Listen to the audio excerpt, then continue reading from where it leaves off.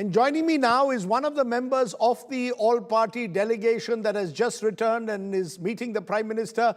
Milind Deora is the Shiv Sena MP. Appreciate your joining us, Mr. Deora. You're back from a rather hectic tour of 5 nations, particularly in North and South America. I want to ask you, there are 2 views of these visits. One believes that this was just optics and hype. The other, that this was a substantial, important outreach. Is the truth somewhere in between, Milind Deora, honestly? Quite honestly, the truth is that these were extremely essential, very important visits. It was essential for India to present a unified message to the world. There is a new doctrine that the government has announced that India will no longer tolerate terrorism if it is state-sponsored and coming from across our borders. And sending a unified message that the country stands and speaks in one voice is unprecedented and was essential. So I can't imagine that anyone would say that this was unintended and that this was not essential. In fact, anyone who would do that would probably crying star grapes. It's not, Mr. Deora, about being unintended. Those who are questioning it say, why haven't more countries come out openly and questioned Pakistan, condemned Pakistan? They've condemned terror, but very few of them are condemning Pakistan, which is the sponsor and financier of terror. So then what does this diplomatic outreach achieve, is their argument? Firstly, let me say that my delegation visited 5 countries in the Americas, in South America, Central America, and North America.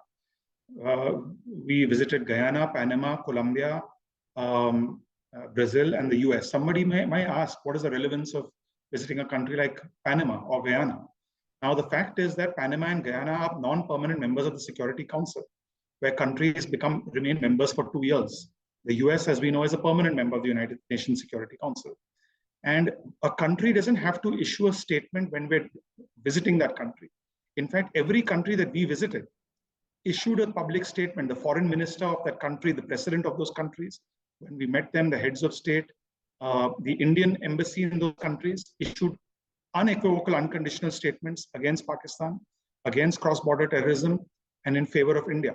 But ultimately, what counts is in the meeting of the United Nations Security Council. And in that meeting, it's very clear that every single country that India has strong relations with have unequivocally condemned Pakistan and unequivocally supported India. So, with but at the same time, Mr. Deora, Pakistan is now a co-chairman of a committee on counter-terrorism at the Security Council. It's also heading a committee on Taliban sanctions. So people will ask the question that Pakistan gets its loans from IMF, gets its loans from ADB, gets its loans from World Bank. What are we doing to tell the world enough is enough, that you need to take firmer action? But that's contradicting the earlier statement where you're saying that these are unnecessary things, because that's exactly what these delegations set out to do. They set out to tell the world, from a parliamentarians to parliamentarian delegation, this is in some ways a form of track to diplomacy. Governments and governments interact. When parliamentarians and parliamentarians interact, when parliamentarians and business leaders, when parliamentarians in the Indian diaspora, when parliamentarians and local citizens, local business people, the Speaker of Parliament, journalists interact, people get a very different flavor of what's happening. And I think in that sense, the visit has been, the Operation Sindoor, not just my delegation, but all 7 delegations have been a huge success, a roaring success, because number one, the countries were chosen by the Ministry of External Affairs very, very smartly, very strategically. Almost all the countries chosen are non-permanent members or will be becoming non-permanent members of the United Nations Security Council. The delegates were chosen very, very carefully to represent not just all political parties, all hues of the opposition and government, treasury benches and opposition benches, but frankly, all regions of India, from people from the Northeast, people from Northern India, people from Southern India, people from Central India, people from Western India, speaking different languages, representing different religions, representing different political ideologies. And that's why I can tell you that in every United Nations Security Council resolution, all these countries that we visited have expressed unequivocal support for India. Yes, Pakistan does have its own allies. Pakistan, for instance, does have China. Now, mind you, when the terror attack happened and the organization called the Resistance Front claimed credit for this attack in Pahalgam, when the United Nations Security Council, led by India and its allies, were issuing a press statement condemning Pakistan for cross-border terrorism. It's China who helped Pakistan. So it's essential that we too have our allies. And that's exactly what the government and the people of India are setting out to do. So I don't see any politics in this. My experience was, went into to 5 countries led by a senior leader of the opposition who's been a foreign minister, who's a member of the Congress party, who is a former diplomat, served in the United Nations up to the level of Under Secretary General of the United Nations. They were members of the opposition in my delegation. Mr. Deora, I take your point. I'll come to the politics in a moment. I take your point. You've made a very, you've given me a very comprehensive answer. I believe you also met, importantly, the US Vice President, J.D. Vance. I also saw your pictures with several other leading American senators. So it seemed a bit more high profile with Shashi Tharoor taking the lead compared to some of the other delegations who reportedly were not able to meet heads of state. In that sense, how did the meeting with J.D. Vance go? Is America fully supportive of India's stand? Because ever since Donald Trump tweeted the ceasefire announcement, there have been those in this country, including Rahul Gandhi and others, who are questioning, was this done under US pressure, this ceasefire? How was your meeting with J.D. Vance? Were you all able to send out the right messages? And how did he respond? So firstly, Rajdeep, our delegation in countries like Guyana and countries like Panama, we met no one less than the heads of state. You're right. In the United States, we met the Vice President of America.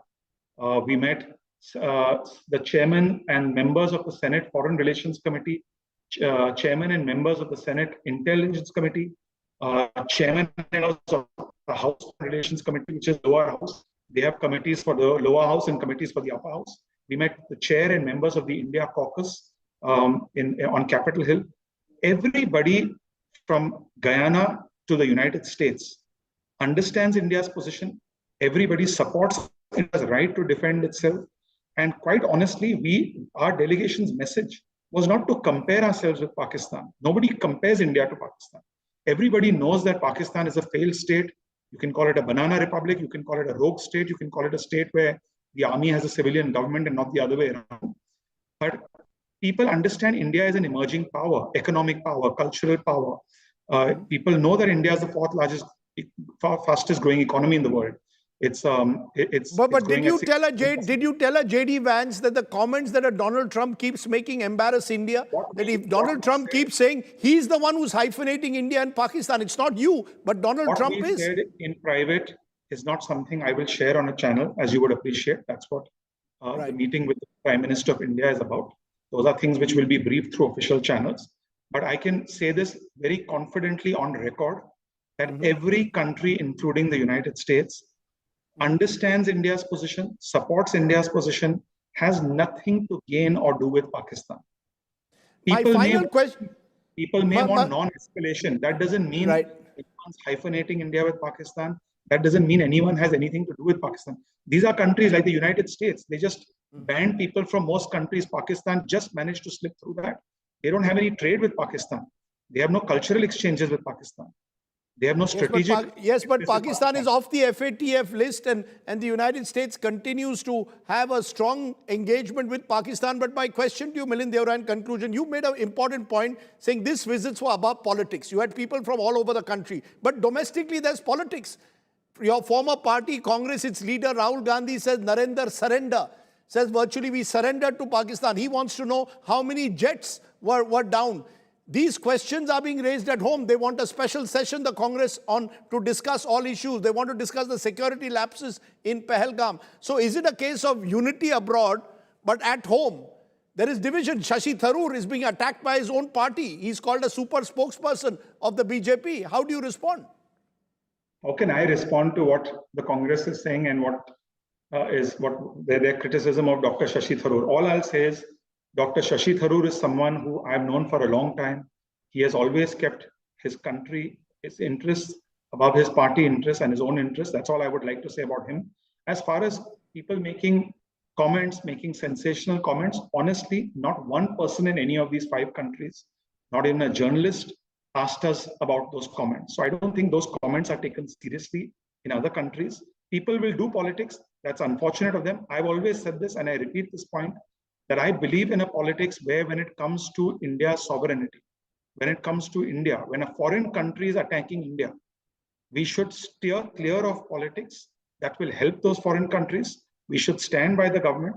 The unfortunate part is certain leaders in the opposition start out by saying we stand with the government has our unequivocal support, but then can't resist doing politics and ultimately end up digging their own grave. Now, to those leaders, are you referring to Rahul Gandhi because he says that he has every right?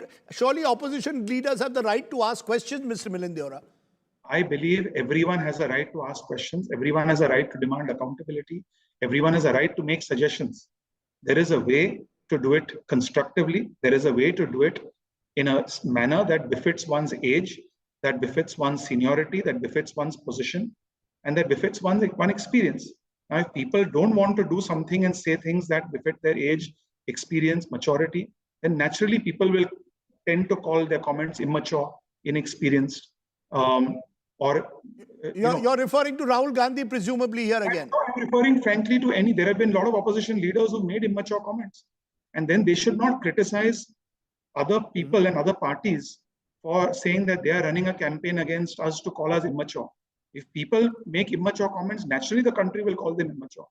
People have to know when to rise above politics, when to become statesman-like, when to stand for the country, and at the same time, when to criticize the government, when to give suggestions to the government, when to demand accountability, but in a constructive manner, not in an immature way. Now, that's a training, unfortunately, party seniors in those parties should give younger MPs and younger leaders, but that's something I can only wish them well. Net, what is the biggest gain according net? Because there has been, as I said, question marks over these visits. Are they at taxpayers' money? MPs going on a joyride. You're saying it was serious business, reaching out to different countries. I know you got Colombia to change its mind also and make a strong statement on what happened in Pahalgam. But overall, if you were to respond to all those who say that our diplomatic outreach was too little, too late, our communication strategies have not been convincing, and therefore these MPs were needed to compensate for the failures of the government, what will you tell them? I would say this visit was the entire Operation Sindoor, the diplomatic part of Operation Sindoor, as was the military part, was a roaring success. It was essential to send multi-party MPs representing different parties, different parts of India, to not to take permission or approval from any country, but simply to explain India's stand. And I think that has gone down extremely well with all these countries, as I mentioned, some of whom are permanent members of the UN Security Council, others who are non-permanent members or will be becoming non-permanent members. Will any of these countries put Pakistan back on the Financial Action Task Force grey list? Because that's surely one way. I'm sure that the ultimate forum is the United Nations Security Council, where all the countries be visited, where we have traditional relations with these countries. They are important partners of India, that they have nothing to gain from Pakistan, Rajdeep. So there's no comparison to Pakistan. They will stand by India. But as far as the comment about taxpayers' money being used for this visit, let me tell you, for our delegation, flying to the United States, it's not easy, it's tiring, there's jet lag. Every single day, we landed in a particular country. We had literally, from the point we landed, we had meetings all the way through the night. We had receptions. The next morning, we would often check our bags out. All day have meetings. Late night, take a 3 a.m. flight to another country, start all over again. Most of us, including myself, including the leader of our delegation, Dr. Shashi Tharoor, couldn't sleep on planes, barely got any sleep. We were all pumping vitamin C. We were doing this for our country. So I would say this is an unfortunate comment. We did our level best. I think this was an essential exercise to undertake by the government of India.